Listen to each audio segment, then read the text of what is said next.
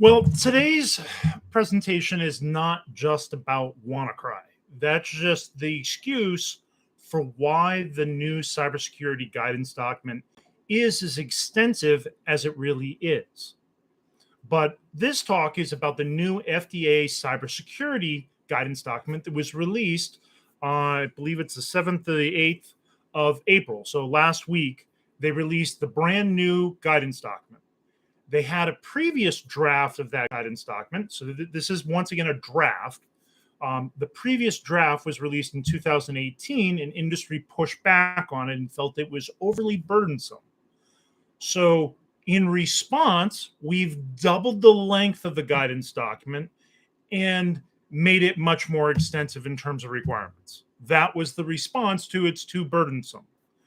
It's positioned as, well, we got rid of the requirement for a cybersecurity bill of materials and we've replaced it with just a software bill of materials, which will be so much easier. But that's not really capturing the scope of what this guidance document has.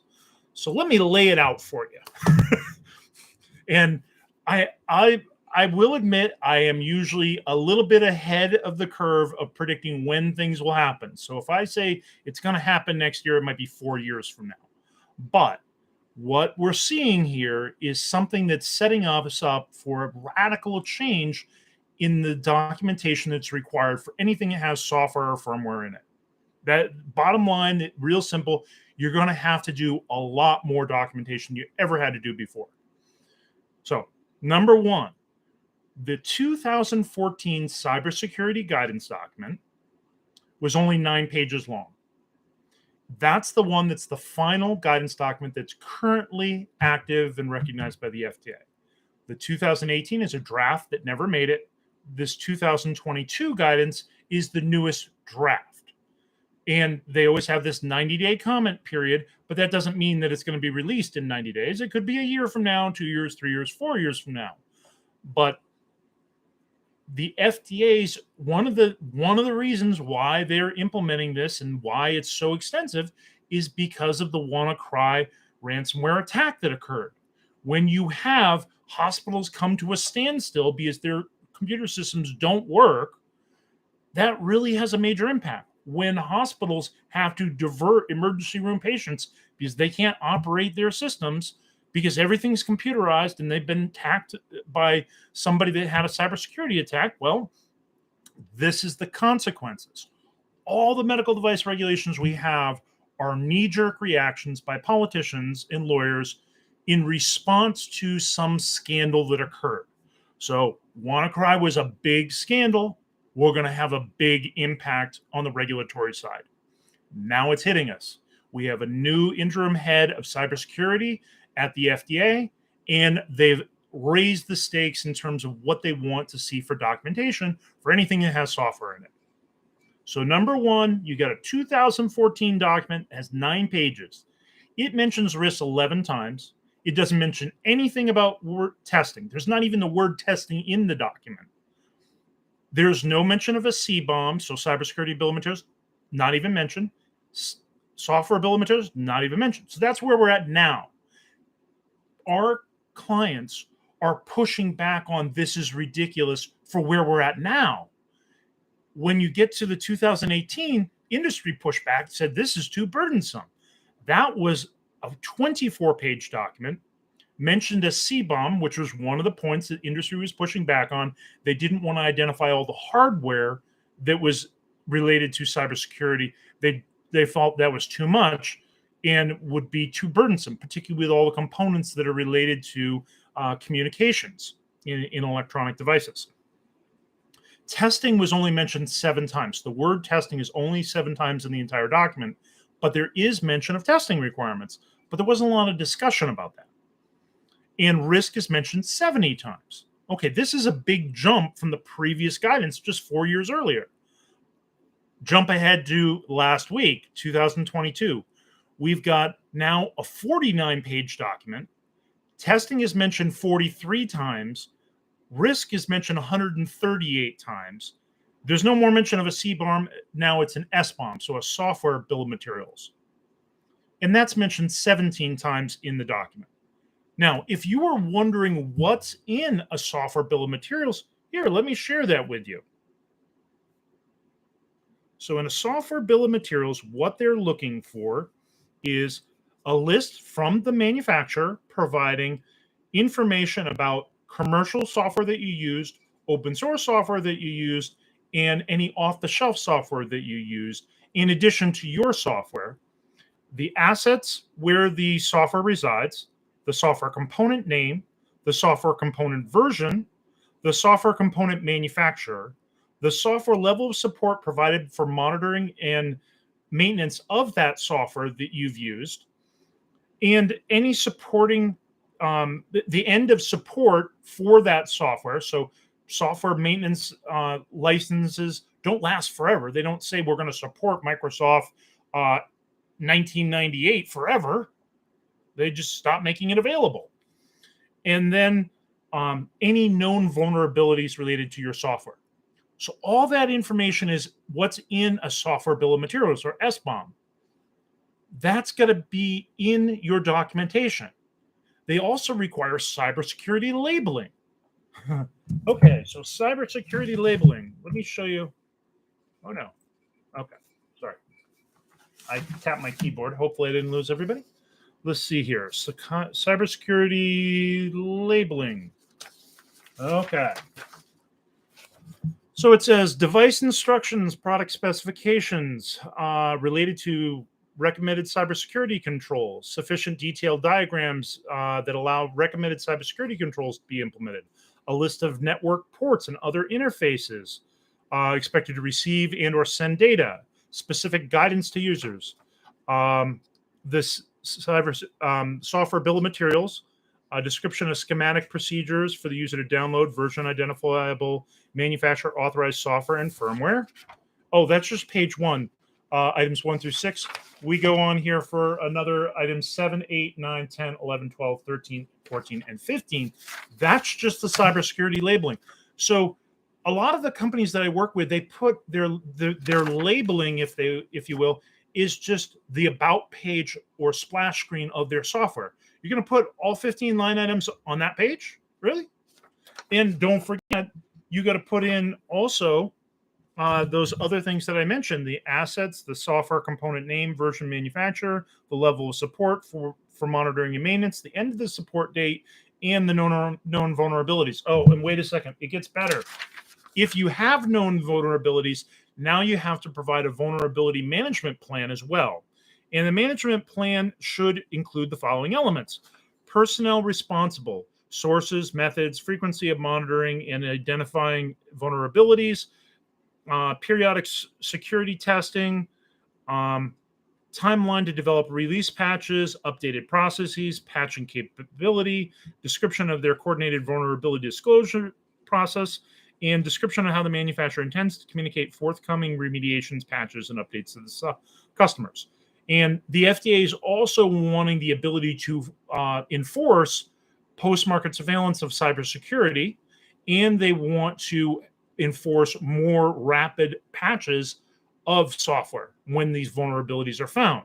So all this is going to be mandated. So they're asking Congress, this is just the first step. This is the guidance document that's leading to the regulation that will give them the power to enforce all this. That isn't in place yet. Okay, it gets better. Cybersecurity testing.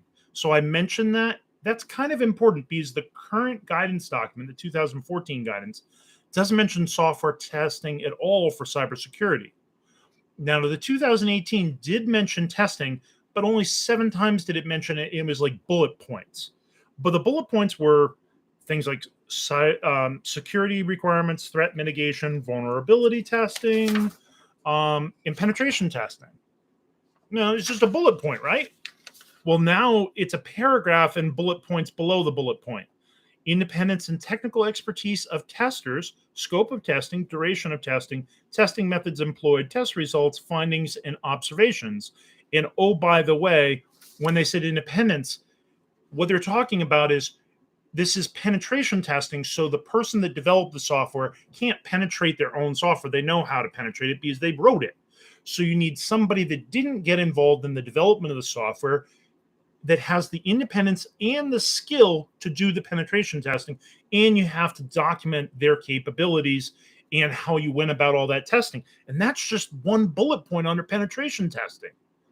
That's something new that we have to provide for test reports to the FDA that we never had to provide before. So your software section that was before maybe 1,000 pages long for section 16 of your 510K, now it's maybe 2,000 pages long because we've got all these test reports we had to provide for cybersecurity that we didn't have to provide before. So this one little guidance document's packing a wallet. It's really got a lot of major changes in here that people may not realize. Oh, and my favorite part of this all, you're going to love this, people. In the scope, always read the scope of any guidance document or standard. Start there and figure out, is this even applicable to you? But if you were thinking, well, this is just for 510K devices, it does say it's for pre-market submissions, 510Ks, de novos, PMAs, PDPs, IDEs, and HDEs. So if you thought humanitarian device exemptions and investigational devices were going to be exempt, no. They actually have a whole appendix on what you provide for IDEs in the new guidance document. But they also say in a paragraph that I've highlighted here, this guidance applies to all types of devices within the meaning of Section 201H of the the Food and Drug and Cosmetic Act, whether or not they require a pre-market submission, whether or not.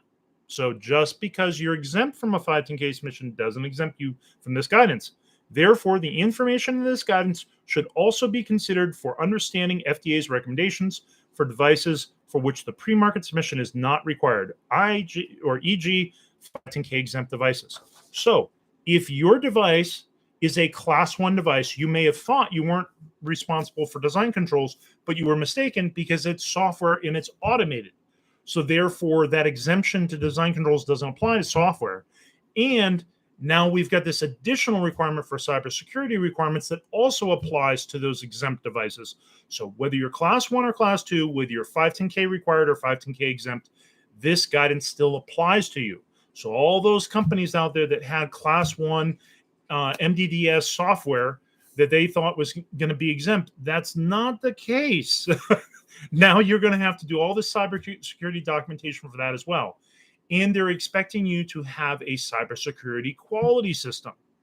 So it's not acceptable just to have a quality system. We thought it was going above and beyond. I'm like, okay, now I need a software lifecycle management system, which is a separate quality system according to 62304. But now, in addition to that, they want me to have a cybersecurity quality system plan. And they want a risk management report for those cybersecurity risks in accordance with TIR 57. So, I remember back in like 2010, I was saying these new European regulations are ridiculous. And I kept up that story until 2014. I said, this is it. I'm going to work on 510Ks. And now that the IVDR and MDR regulations have come into effect, everybody's like, these are ridiculous. Well, I was saying that back in 2014. The Frankenstein regulations have come to pass, and that's what we have to deal with for Europe. This has the same kind of potential impact to the industry. The industry has said, oh, it's a medical device. I want to connect an app to it. Maybe not, because this 49-page guidance document has quite a few things that you have to do if you want to connect an app to it. And just because it's an app, and it might not be part of the device that controls it, it might not be part of your 510K, and you might say it's exempt. Maybe not. Even though it's exempt, it's still going to apply. So you're going to have to apply it to your software apps that you thought were exempt. And think about this. Okay, right now we go to Walmart and we buy a pregnancy test. 1 line or 2 lines, am I pregnant or not? Plus sign, minus sign, am I pregnant or not? But isn't it really cool to have a digital meter that says you're pregnant or you're not pregnant? Oh, much better. Until you find out that you have to comply with this 49-page cybersecurity document because you added software. And yeah, it's not connected to anything. It doesn't have wireless functionality. But you still got to go through all the documentation of why this doesn't apply. So you're not completely exempt from this. And if there are bugs in this software, there are vulnerabilities that you've you've unknowingly created because you use somebody else's software code. So maybe it's off-the-shelf software, maybe it's open source software, maybe it's some code library that you used. All of that has to be considered for the vulnerabilities. And granted, if it's just an IVD test that doesn't have any Wi-Fi connectivity, you might not have a very big impact from this. But as soon as you add any kind of connectivity, whether it's an SD card or it's a USB connection or it's Wi-Fi or it's Bluetooth, whether you have encryption or not, it's not going to be enough. You have a lot more documentation you're going to have to use now. So this is substantial new regulation that's coming your way. I recommend that everybody that's developing anything that has software, any kind of accessories, even class 1 devices, you need to read this documentation. It's not enough just to follow 62304 for your software documentation. You got a whole new bar that you're going to have to clear now for cybersecurity, risk management documentation, risks of cybersecurity, your risk management plan for addressing those vulnerabilities, for your post-market surveillance plan, and all the documentation that you're going to have to provide. In here, in addition to the penetration testing, there was security requirements, threat mitigation, vulnerability testing, and they actually reference in here a guidance document that has nothing to do with medical devices at all. It's automated systems. So if you have an automated system with some sort of programmable logic controller, a PIG that's going to make some automated equipment work or not work, they have a standard for cybersecurity for those, but they're referencing that as potentially one of the guidance documents that you might want to follow, or a standard you might want to follow, in addition to AMI's TIR 57 document, because there really isn't anything out there yet, not like ISO 13485, not like 62304, that's specific to cybersecurity. Will they update 62304 to address all this? Probably not. I think they're going to have to do something like updating TIR 57 and make it a global document. But I'm not seeing the same emphasis on cybersecurity in other countries' regulations, only in the U.S. The U.S. is really leading the forefront on what they want to see. So this is what's coming. This is what's new in this guidance document. It's free. We're going to put a link in the download below. So you'll be able to click on the link for downloading this video. Downloading the cybersecurity guidance document. It's available for public comment, so you can certainly comment on it. But keep in mind, the FDA's response to the last the last draft guidance, the FDA presented it, industry pushed back. They come back 4 years later with something that's twice as long and has more detail about what they want. They didn't back off on anything except the CBOM now is replaced by an SBOM. And okay, so you're not providing all the traceability information to the components for your hardware, but you still have to provide it for all the software. And this, remember, this is just, it's got to be covered in your labeling. Oh, and one more thing. They want this to be electronically readable. Yeah, so sort of like your UDI barcodes, they want that traceability for all the things that are in your software bill of materials. So that SBOM is going to be electronically readable or automatically readable, not just human readable. So just putting up a little about page where you list some bullets, you're going to have something that's machine readable now on top of all that. So this is going to raise the bar a lot in terms of what companies have to provide, and they're going to have to provide it in their 510K submissions. But any company that's developing a 510K exempt device, they still have to do this as well. So companies are going to need not only a software lifecycle development procedure or a 62304 compliant procedure, they're also going to need something for TIR 57, and it's going to have to address coming up with these new cybersecurity risk management plans and the report, and providing that testing during inspections. And I assume along with that's going to go training all your FDA inspectors on how to review those documents and have a checklist. Like, do they have this? Do they have this? Do they have this? The Internet of Everything may not have been such a great idea now that we have these new regulations for cybersecurity. So something to certainly think about. Somebody asks here, and thank you very much for the questions. This definitely improves the quality and engagement of these videos. So does this need to validate as per computerized system validation? Your views on that? So yes, you have to provide validation of all software. That's required under 21 CFR 870 and 875. So 875 is process validation, but anything that's automated for manufacturing and any products that that's going to be under 70. And then for anytime you have software as a product, that goes under design controls, and 820.30 is not exempt for devices that have software because they're automated. So yes, you have to provide computerized system validation for that. But in addition to that, in these new regulations, you're going to have to indicate what the design input requirements were related to cybersecurity. So the phrase that I would use here is the FDA is looking for design for cybersecurity, not patchability for cybersecurity. So the way things work now is companies create software, validate it with as minimal work as they possibly can, launch the product, and then if they have complaints about vulnerabilities, then they'll introduce a patch. Somebody complains about a bug or something, they'll do a patch, and they do it when they can, when they get around to it. And now things are going a very different direction. Now they're saying, we want you to have a procedure for design for cybersecurity that's proactive before you've even developed your software. We want to see that plan.